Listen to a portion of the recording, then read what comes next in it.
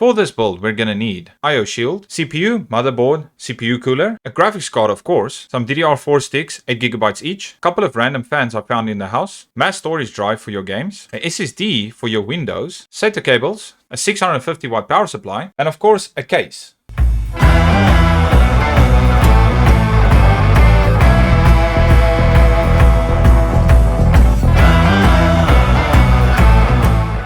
Let's start with the most important part, installing the IO shield of course. Next is the motherboard, CPU and RAM.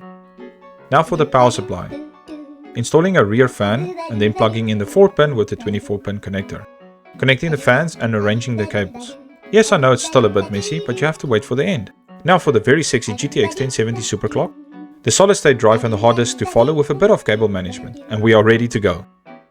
The motherboard and CPU sitting at 60 pounds, GTX 1070 130 pounds, 16GB of RAM 30 pounds, NZXT case was 25 pounds, 650 watt power supply was 40 pounds, SSD and hard disk drive was 40 pounds and the fans was 15 pounds. Now onto the gaming benchmarks.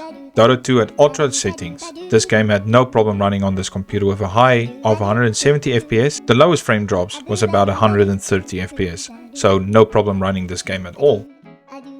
Onto Warzone 2 at high settings. Now if you're a more competitive gamer, you can really decrease these settings to match your skill level. In other words, if you want to play it on low, you will probably get 100 plus FPS on this game, no problem. We've got 63 FPS at high and 50 FPS at low. So the next game is Fortnite and it was set at epic. Now for those of you who do not know what is epic settings, it's basically just ultra settings. Now this game had no problem running on this computer at 120 frames per second and a mere low was only at 80 FPS. Guys, thank you so much for watching. I really did enjoy making this episode for you, and if you liked it, smash that like button and hit the subscribe if you really want to. It really does help me make new content for you guys. Now getting back to the build, this build was absolutely fantastic, and for the price, a sub £400 build, you cannot get better. It runs games perfectly. At 1080p it smashes them, and you can't ask for better. So guys, please stay tuned. I'll bring more of this type of content, and remember, I shall see you in the next one.